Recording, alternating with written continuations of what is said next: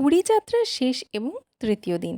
আজকের দিনে আমরা প্রচুর ঘোরাঘুরি করেছি। আজকে আমাদের সাইট সিনের প্ল্যান ছিল, সেটা তোমাদের আগে ভিডিও বলেছিলাম। আর আজকে আমরা কোথায় কোথায় গেলাম, সেখানে কেমন এক্সপিরিয়েন্স হলো, আর প্রত্যেকটা জায়গা এক্সপ্লোর করে তোমাদের সাথে শেয়ার করব।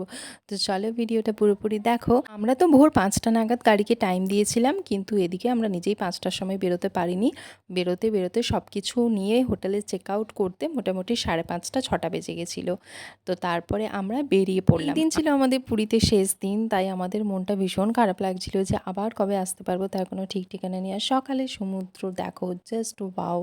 এখানে নেমে আরও কয়েকটা ছবি তুলে নিতে ইচ্ছা করছিল, কিন্তু একদম হাতে সময় ছিল না। ফার্স্ট যে জায়গাটা আমরা এক্সপ্লোর করেছিলাম সেটা হচ্ছে বেদি হনুমানজির মন্দির। প্রচলিত আছে যে যখন পুরীর সমুদ্র উত্তাল হয়ে উঠেছিল এবং মন্দির প্রায় ডুবে যাওয়ার মতো অবস্থা, সেই সময় জগন্নাথ দেব হনুমানজিকে নিয়ে এসে এখানে অবস্থান করান এবং তাকে এখানেই রেখে দেন যাতে তিনি এই সমুদ্রের উত্তাল অবস্থা কাটাতে পারেন। তারপরই এই জায়গাটির নাম হয় বেদি হনুমানজির মন্দির, এবং এই মন্দিরে প্রতিদিন হনুমানজির পুজো করা হয়। আর এখানে এন্ট্রি ফিস নিয়েছিল আমাদের 10 টাকা বা 15 টাকা সামথিং এরকম ছিল পার পারসন। এরপরে আমাদের সেকেন্ড লোকেশন ছিল চন্দ্রভাগা বিচ। অনেকটা ভোর ভোর যাচ্ছিলাম, তাই রাস্তায় অনেক লোকজন কম। আর দেখো চারিদিকে কিন্তু এত সুন্দর জঙ্গল, এগুলো ঝাউ গাছের মতো দেখতে কিছু গাছ ছিল, আমার ঠিক জানা নেই এই গাছের নাম। তো চন্দ্রভাগা বিচ যাওয়ার আগে আমাদের যে লোকেশনটাতে আমরা ঢুকেছিলাম সেটা হচ্ছে স্যান্ড আর্ট মিউজিয়াম। এই মিউজিয়ামটা রয়েছে ওই রাস্তার মাঝেই। আর এখানে এন্ট্রি ফিস ছিল 60 টাকা করে এন্ট্রি ফিস ছিল। আর এখানে আমরা কিন্তু দারুণ দারুণ আর্ট কালেকশন দেখলাম, আর তার সাথে খুব সুন্দর গ্রিনারি দেখলাম, দারুণ সুন্দর বাগান। মিউজিয়ামটা এত সুন্দর করে সাজানো যে আমি দেখে জাস্ট অবাক হয়ে যাচ্ছিলাম যে বালির মধ্যে দিয়ে এত সুন্দর কারুকার্য, এবং সেটাকে এত সুন্দরভাবে প্রোটেক্ট করে রাখা হয়েছে, সেটাকে এত সুন্দরভাবে গুছিয়ে রাখা হয়েছে। আমি জাস্ট দেখে ভীষণ অবাক হয়ে গেছিলাম। আর আমার দেখে এই মিউজিয়ামটা খুবই ভালো লেগেছে। এখানে দেখো প্রত্যেকটা আর্ট আলাদা আলাদাভাবে রাখা আছে। যেমন কিংকং রয়েছে, তার একদম পাশেই রয়েছে অ্যাভেঞ্জার্স। কি ভাবছো এখানেই শেষ? একদমই না, আরও অনেক কিছু তোমাদেরকে দেখাবো। তো চলো আস্তে আস্তে পুরো পার্কটাই তোমাদের ঘুরিয়ে দেখাই। পার্ক ঠিক না, এটা একটা মিউজিয়াম, তবে এত গ্রিনারি দেখে আমার তো এটাকে পার্কও মনে হয়েছে। আচ্ছা, আর্ট মিউজিয়ামটার নাম হলো সুদেন আর্ট মিউজিয়াম। এটা একটা স্যান্ড আর্ট মিউজিয়াম। আর এই যে ইনি হচ্ছেন ওনার, যিনি এই সমস্ত কিছু আর্ট নিজে বানিয়েছেন, এবং তার সাথে বিভিন্ন ন্যাশনাল এবং ইন্টারন্যাশনাল প্রাইজও তিনি পেয়েছেন। সেগুলো তোমাদের সাথে পরে শেয়ার করছি, আগে এইগুলো বাকি যেগুলো আছে সেগুলো দেখে নিই। তোমরা যারা যারা সাইট সিনে বেরোবে তারা কিন্তু এই স্যান্ড আর্ট মিউজিয়ামটা দেখতে একদমই ভুলো না। এখানে দেখো একটা বুদ্ধদেবের মূর্তি, অসাধারণ তাই না? বালির মধ্যে দিয়ে এত সুন্দর কার্য, আমি দেখে জাস্ট অবাক হয়ে যাচ্ছিলাম। তার থেকেও আমাকে বেশি টানছিল এখানের বাগানটা।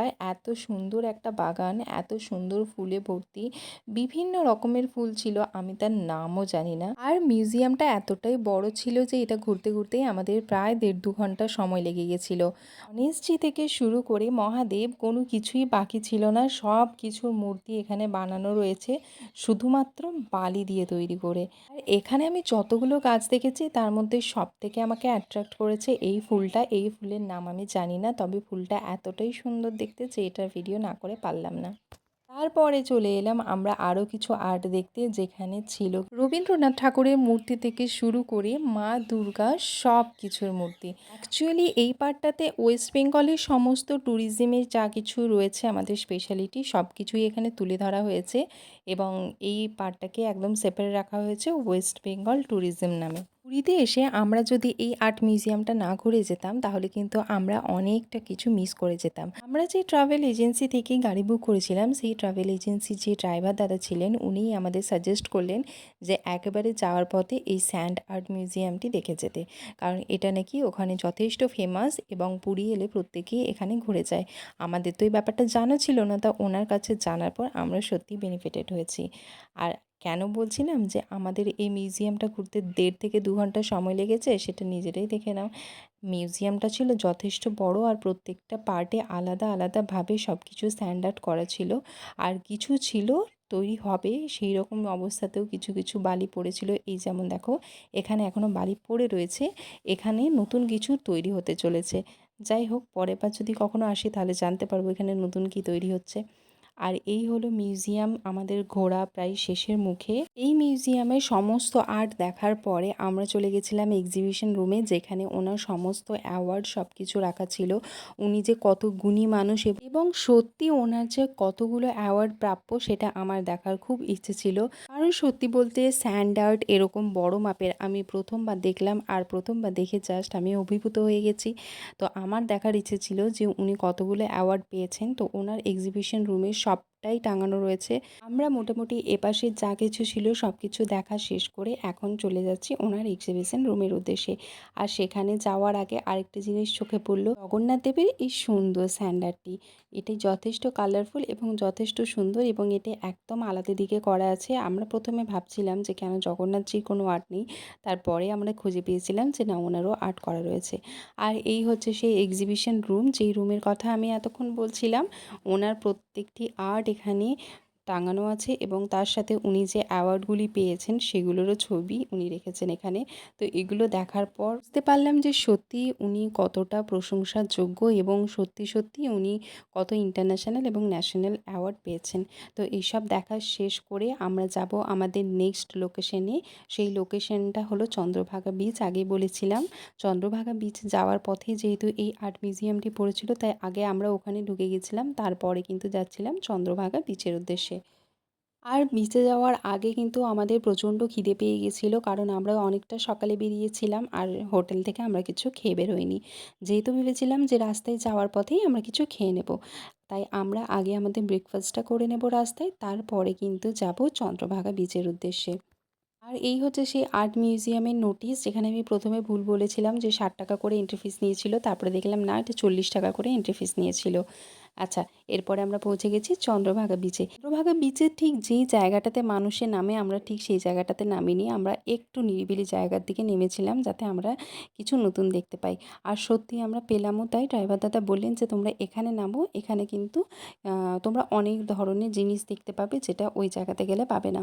তো আমরা এখানে নেমে প্রথমেই যেটা দেখলাম, এখানে কি বালিটা একদম আলাদা টাইপের, আর এখানে না বালুচরে ভর্তি রয়েছে, তাই খুব সাবধানে এখানে পা ফেলতে হবে। একদমই তীরবর্তী অঞ্চলের মতো নয়। আর যেটা দেখলাম মেনলি, এত এত লাল কাঁকড়া, পুরো বীচটাতে এই পরিমাণ লাল কাঁকড়ায় ভর্তি ছিল, যেটা সামনে গেলেই কিন্তু ওরা বালির ভেতরে ঢুকে যাচ্ছিলো। তাই বালিটা এতটা নরম ছিল, আমরা তো ফার্স্টে ভাবতে পারিনি যে এত লাল কাঁকড়া কোথা থেকে চলে এলো। কিন্তু এইটাই এই বিচের স্পেশালিটি, এত পরিমাণ লাল কাঁকড়া এখানে এলেই আমরা দেখতে পেলাম। যদি আমরা ওই মেন জায়গাটাতে যেতাম, তাহলে কিন্তু আমরা এই জিনিসগুলো দেখতে পেতাম না, কারণ ওখানে লোকজন বেশি থাকে, তাই ওখানে বেশি পরিমাণ কাঁকড়া কিন্তু ঘুরে বেড়াবে না। আমরা এখানে এসে বেশ ভালোই হয়েছে, আরও একটা নতুন এক্সপিরিয়েন্স হয়েছে আমাদের। যাই হোক, চন্দ্রভাগা বিচে কিন্তু আমরা বেশিক্ষণ সময় কাটাইনি, কারণ আমাদের নেক্সট সাইট সিন ছিল কোণারক মন্দির, আর সেখানে অনেকটা ভিড় হবে এবং সেখানে ঘুরতে অনেকটা সময় লাগবে, তাই আমরা ঝটপট ওই বিচ থেকে উঠে গেছিলাম। আর তারপর আমাদের গাড়ি আবার ছেড়ে দিয়েছিল, আর গাড়ি ছাড়ার পর আমরা সোজাসুজি পৌঁছে গেলাম the Konark temple, the sun temple, যেখানে যাওয়ার আমার অনেক দিনের ইচ্ছা ছিল। এতদিন তো শুধুমাত্র ইতিহাসের বই পাতায় পড়েছি, এখন নিজের চোখের সামনে সেটা দেখতে পাচ্ছি। মনের মধ্যে একটা ভীষণ এক্সাইটমেন্ট কাজ করছিল। ওখানে গিয়ে যেটা দেখলাম যে ওখানে অনলাইন এবং অফলাইন দুভাবেই কিন্তু টিকিট কাটা যায়, আর আমরা গিয়ে অফলাইন টিকিট কাটার থেকে মনে করলাম অনলাইন টিকিট কেটে নিলে খুব তাড়াতাড়ি আমরা ঢুকে যেতে পারবো, তাই অনলাইন টিকিট কেটেই আমরা পৌঁছে গেলাম।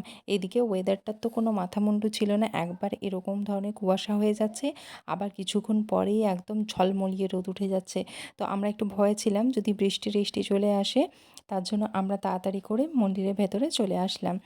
এই সেই মন্দির, 800 বছরের পুরনো মন্দির, যে মন্দির ছবি এতদিন নোটের পাতায় দেখেছি, বইয়ের পাতায় দেখেছি, আজ সেটা চোখের সামনে দেখতে পাচ্ছি।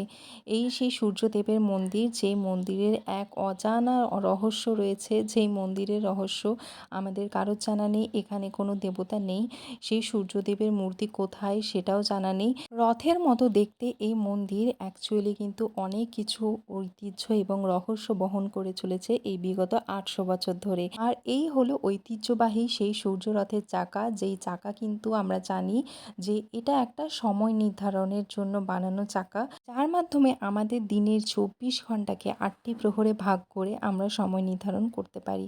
এই সূর্যরথের মোট 24টি চাকা রয়েছে, যেই চাকাগুলিতে প্রত্যেকটিতে আলাদা আলাদা ডিজাইন রয়েছে এবং প্রত্যেকটি ডিজাইন আলাদা কিছু নির্ধারণ করে। মন্দিরের ঠিক পাশেই রয়েছে ছায়াদেবীর মন্দির, যেই মন্দিরটা কিন্তু অর্ধভগ্ন অবস্থায় বা এটা কমপ্লিট হয়নি নাকি আমার জানা নেই ঠিক, এরকম অবস্থায় পড়ে রয়েছে। এখানেও কিন্তু কোনো দেবদেবীর মূর্তি নেই, তবে এটি ওখানে যা শুনলাম যে এটা ছায়াদেবীর মন্দির। এখানেও অনেক ধরনের আর্কিটেক্ট এবং অনেক ধরনের ডিজাইন দেখতে পেলাম, এবং এই মন্দিরের কি ঐতিহ্য রয়েছে বা পুরনো গল্প রয়েছে সেটা আমার ঠিক জানা নেই, তাই আজকে এই ভিডিওতে শেয়ার করতে পারলাম না। তো আমাদের কোণারক মন্দির তো ঘোরা হয়ে গেছে, এরপরে আমরা চলে যাব আমাদের নেক্সট সাইট সিনে, এবং সেটা ছিল ধবলগিরি পর্বত। একটু আগেই তো দেখলে কি ভীষণ মেঘলা ছিল, আর এখন দেখো কি পরিমাণ রোদ উঠে গেছে। তাই এতক্ষণ হাঁটাহাঁটির পর আমরা সবাই ক্লান্ত হয়ে গেছিলাম, আর আমরা মনে করলাম যে আমাদের একটু হাইড্রেশনের দরকার। সো যেই ভাবা সেই কাজ, আমরা মন্দির থেকে একটু এগিয়ে গিয়ে বাইরের দিকে গিয়ে একটা ডাব দোকানের কাছ থেকে সবাই মিলে ডাব খেলাম, তারপর একটুখানি রেস্ট করে নিয়ে নেক্সট লোকেশনের দিকে যেতে লাগলাম। কোণারকের সূর্য মন্দিরটা এতটাই বড় যে হাঁটতে হাঁটতে আমাদের কিন্তু অবস্থা প্রচুর খারাপ হয়ে গেছিলো, আর আমাদের পায়ে একদম জোর ছিল না। গাড়ি পার্কিংয়ের জায়গাটা ছিল অনেকটা দূরে, তাই আমাদের ওখানে হেঁটে যাওয়া ছাড়া কোনো উপায়ও ছিল না। আর মন্দিরের ঠিক বাইরেই দেখো এত মার্কেট রয়েছে, যেখানে কিন্তু প্রচুর জিনিস রয়েছে, হ্যান্ডমেড জুয়েলারি থেকে হ্যান্ডমেড ব্যাগ থেকে নানা ধরনের জুয়েলারি, এছাড়াও অ্যাক্সেসরি সব কিছু কিন্তু এই মার্কেট থেকে পেয়ে যাবে। এবং এই মার্কেট থেকে কিছু কাউকে গিফট করার জন্য অনেক জিনিস পাবে এখানে। যদিও এখানে প্রাইস কেমন বলতে পারছি না, কারণ আমরা এখান থেকে কোনো জিনিস নিইনি। এরপরে আমরা সোজা চলে গেলাম ধবলগিরি পর্বতের দিকে। এই পর্বতটা কিন্তু অ্যাকচুয়ালি পাহাড় কেটে বানানো একটা মন্দির, পাহাড়ের ওপরে ঠিক মন্দিরটি অবস্থিত, এবং পাহাড় কেটে যে রাস্তাটি তৈরি হয়েছে সেই রাস্তায় যেতে গেলে কিন্তু আমাদের আলাদা করে ভাড়া দিতে হলো, তবেই কিন্তু এখানে গাড়ি ওঠানো গেল, না হলে কিন্তু এখানে গাড়ি অ্যালাউ নয়। তো আমরা সেই ভাড়াটা দিয়েই গাড়িতে করেই গেলাম, কারণ আমাদের পক্ষে অতটা হাঁটা কখনোই সম্ভব ছিল না। কেউ যদি গাড়িতে না আসে তাহলে কিন্তু ভেতর থেকে বাসে করে আসারও সুবিধা রয়েছে, সেখানেও আলাদা করে টিকিট কেটে নেওয়া যেতে পারে। আর এই মন্দিরে গিয়েই আমাদের সাইট সিন শেষ হয়ে যায়। তার কারণ হচ্ছে, বলেইছিলাম যে আগের দিন আমরা কিন্তু সবগুলো সাইট সিন করতে পারিনি। আমাদের প্যাকেজে টোটাল 8টা বা 9টা সাইট সিনের ব্যাপার ছিল, কিন্তু আমাদের এখানেই থেমে যেতে হলো, কারণ এর পরেই আমাদের সাথে একটা বাজে জিনিস ঘটে যায়, এবং সেই জায়গা থেকে আমাদের আর ঘোরার অবস্থা ছিল না। সেই সব কথা পরে বলছি, আগে তোমাদের মন্দিরটা ঘুরিয়ে দেখাই চলো। মন্দিরটা ছিল পাহাড়ের একদম ওপরে, এখানে ভোলানাথজি রয়েছেন। আর ভোলানাথের দর্শন করার পর আমরা এখানে আর পুজো দিইনি, কারণ আমরা অলরেডি খাওয়া দাওয়া সেরে এসেছিলাম, তাই আমরা মন্দিরে শুধুমাত্র দর্শন করেছিলাম। আর এখানে ভোলানাথজির অনেক মন্দির রয়েছে, এবং ছোট ছোট অনেক মন্দির রয়েছে, সেখানেও দর্শন করতে পারো তোমরা, আর পুজোও দিতে পারো। আর এখানে প্রসাদ কিনতেও পাওয়া যায়, তাই আগে থেকে কিছু নিয়ে আসার কোনো দরকার নেই, প্রসাদ কিনে এখানেই পুজো দেওয়া যায়। আর এই মন্দিরের একদম পেছনের রাস্তা দিয়ে চলে গেলে আরও ওপরে উঠে গেলে রয়েছে গৌতম বুদ্ধের মন্দির। সেটা আমরা প্রথমে বুঝতে পারিনি, আমরা তো প্রথমে নেমেই গেছিলাম, তারপর আবার যখন বুঝতে পারলাম সেকেন্ড টাইম আমরা আবার মন্দিরের পেছন দিয়ে ওই পাহাড়ের ওপর উঠে ওখানে আরেকটি মন্দির রয়েছে সেখানে ঘুরে এলাম। এই অবধি তো সব কিছু ঠিকঠাকই ছিল। আমরা এখান থেকে যদি ফেরত চলে যেতাম তাহলে হয়তো আমাদের সাথে এত বড় বাজে একটা ঘটনা ঘটতো না, কিন্তু আমরা আবার যে সেকেন্ড টাইম এসেছিলাম সেটাই হলো আমাদের জন্য ভুল। আমরা সেকেন্ড টাইম এসে আবার যখন ওপরে উঠলাম তখন সব কিছু দেখা টাকা শেষ করে আমরা নিচে নেমে যাচ্ছিলাম। নিচে নামতে গিয়ে হলো আমাদের সাথে একটা বড় বিপদ। আগেই তো বলেছি আমরা বয়স্ক মানুষদেরকে নিয়ে এসেছি, তো সেখানেই একজনের পড়ে হাত ভেঙে যায়, এবং সেই সময় আমাদের আর কিছু মাথায় ঢোকেনি। আমরা সোজাসুজি ভুবনেশ্বর হাসপাতালে যাই, এবং সেখানে গিয়ে ট্রিটমেন্ট করাই, এবং সোজা তারপর রাতে বাড়ি ফিরে আসি। আর এই হচ্ছে সেই মন্দির, যেই মন্দিরটা তোমাদের কথা বলছিলাম, একদম পাহাড়ের চূড়ায় অবস্থিত, এবং এখান থেকে এই নিচু এরিয়াটা একবারে দেখা যায়। আর দেখলে তখন বোঝা যায় আমরা ঠিক কতটা উপরে রয়েছি। আর এমনিতে তো বুঝতে পারছিলাম না, যেহেতু সিঁড়ি দিয়ে উঠেছিলাম উপরে, তখন অতটা কিছু বুঝতে পারিনি, কিন্তু যখন পাশে গিয়ে দেখলাম তখন বুঝতে পারলাম যে আমরা একদম পাহাড়ের চূড়াতে রয়েছি, এবং নিচে পুরো যে এরিয়া যেখানে মানুষ বসবাস করে সেই পুরো জায়গাটা কিন্তু এখান থেকে দেখা যাচ্ছিল। কতটা সুন্দর লাগছে তোমরাই শুধু একবার দেখে নাও। আশেপাশে সব গ্রাম রয়েছে যেখানে মানুষ বসবাস করে। এক পাশটা ছিল পুরোটাই জঙ্গল, সেটাও তোমাদেরকে দেখাচ্ছি। তার আগে দেখিয়ে নিই এখানে গৌতম বুদ্ধের যে মন্দির রয়েছে বা গৌতম বুদ্ধের যে মূর্তি রয়েছে সেটা আগে তোমাদের পুরোটা ঘুরিয়ে দেখিয়ে নিই। পুরো মন্দিরটাই ছিল সাদা রঙের আর সব কিছু কাজ ছিল সাদা পাথরের ওপর। কতটা আমি ক্যামেরাতে ধরা পড়ছে বা কতটা আমি বোঝাতে পারছি জানি না, যেহেতু প্রচুর রোদ ছিল আর তার মধ্যে আমার কিন্তু প্রচুর ক্যামেরার সমস্যা ছিল, সেই কারণে আমি বুঝতে পারিনি কতটা কি তোমরা বুঝতে পারছো। বাট পুরো মন্দিরটা একবার লুকটা দেখো, খুব সুন্দর একটা মন্দির, পুরো সাদা পাথর দিয়ে কাজ করা। আর এর উপরেই একদম পাহাড়ের চূড়াতে অবস্থিত এই মন্দির, যেই মন্দিরে একমাত্র গৌতম বুদ্ধ রয়েছেন আর চারিদিকে নানা রকম ডিজাইন করা ছিল। এবার তোমাদের দেখাই সেই জঙ্গলটা, যেটার কথা বললাম না যে একদিকটা পুরোটা জঙ্গল আর একদিকে একটা গ্রাম রয়েছে। এই হচ্ছে সেই ঘন জঙ্গল, দেখেই তো আমার ভয় লাগছিল যে এত বড় জঙ্গল। যাই হোক, এই পাশে পুরোটা জঙ্গল আর ওপাশে পুরোটা গ্রাম, দেখে তো আমি এটাই বুঝতে পারলাম। আর তারপর তোমাদের তো বললাম যে এই মন্দির থেকে নামার পরেই আমাদের সাথে একটা বাজে ঘটনা ঘটে যায়। সময় আমাদের পরিস্থিতি খুবই খারাপ হয়ে যায় এবং আমরা সবাইকে নিয়ে তৎক্ষণাৎ হসপিটালে পৌঁছাই এবং আমরা সেই দিন রাতেই ট্রেনে আবার বাড়ি ফিরি। আর এখানেই আমাদের পুরীর যাত্রা শেষ হয়। আমরা কতটা ভালো স্মৃতি নিয়ে ফেরার আশায় ছিলাম, কিন্তু অনেক কিছু খারাপ স্মৃতি নিয়েও আমাদের ফিরতে হয়েছে। ভালো খারাপ দুটো মিলিয়ে মিশিয়েই তো আমাদের জীবন। তো চলো আজকে ভিডিও এখানে শেষ করলাম, দেখা হবে তোমাদের সাথে পরে কোনো ভিডিওতে। আজকের মতো টাটা।